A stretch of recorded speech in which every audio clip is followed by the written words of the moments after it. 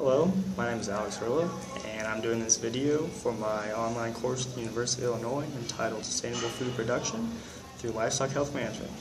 And this video is going to be over the history of cattle production in my home state of Kansas. So, to begin, Kansas was admitted to the Union on January 29, 1861 as a free state, following an era known as Bleeding Kansas. But livestock production in Kansas really didn't begin until after the Civil War, when an Illinois entrepreneur by the name of Joseph McCoy moved to the small town of Abilene, Kansas, and bought 250 acres on which he built stockyards, a hotel, and a bank. Now these attracted the Texas cattle drivers, who in turn attracted the railroads, who took the cattle back east to meatpacking plants in Kansas City and Chicago, among other cities. Between the years of 1867, when Abilene was established, and 1885, other cow towns in Kansas were established, most notably Newton, Wichita, and probably most famously Dodge City. And between those years, some 404 million Texas Longhorn were driven across the Chisholm Trail, which connected Kansas to Texas. Now, the beginning of the end for the cattle drives came in when the Kansas legislature passed a law that quarantined the Longhorns to south of Wichita, because the Texas Longhorns brought a tick-borne disease known as Texas fever that infected the other breeds of cattle in Kansas and would eventually kill them. Other things that led to the end of the cattle drives were the expansion of the railroad, the Great Blizzard of 1886 that killed thousands of longhorns on the Chisholm Trail, and the invention of the barbed wire fence.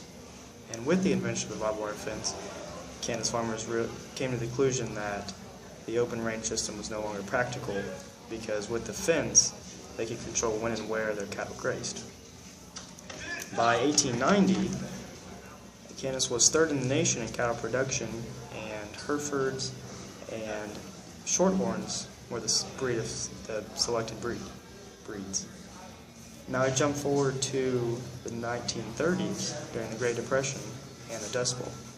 After years of poor farming practices, the Midwest was dry and barren, and there are stories of cattle suffocating on the dust from these dust storms. Now, to compound the problem, jackrabbits thrived in this environment, and they ate the only feed that was able to be grown for cattle. Now, this led to the U.S. government buying and destroying these starving cattle. Now, though this was hard for many Kansas farmers, it was for many the only way to avoid bankruptcy. Following World War II, a new type of cattle raising system was invented, known as the feedlot or feed yard system. Now, in this system, cattle are finished in controlled pens known as feedlots, and they are usually fed grain such as corn. And this is predominantly what is used not only in Kansas but in the U.S. And with this system, there are there are multiple stages, three main ones, and the fourth being slaughterhouse. The first is cow-calf operations, where the calf is grown to 350 to 750 pounds and then sold at a sale barn, to background operations. This is during the spring and summer, when the calves are fed on pasture, hay, corn, and silage. And here they get up to about 1,000 pounds. They're then sold to feedlots and finished on grains, like we just talked about. And the fourth stage, as I said, is sold to packing plants, and slaughterhouses. Now today, Hereford still remains one of the top breeds in Kansas and the U.S., but the Angus has taken over for the for the Shorthorn. And as a side note, the first Angus cattle were brought to the U.S. by a Scotsman in 1873 to Victoria, Kansas.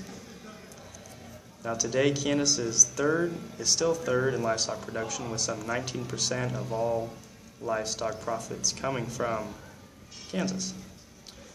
And that is the end of my video on history of cattle production in Kansas.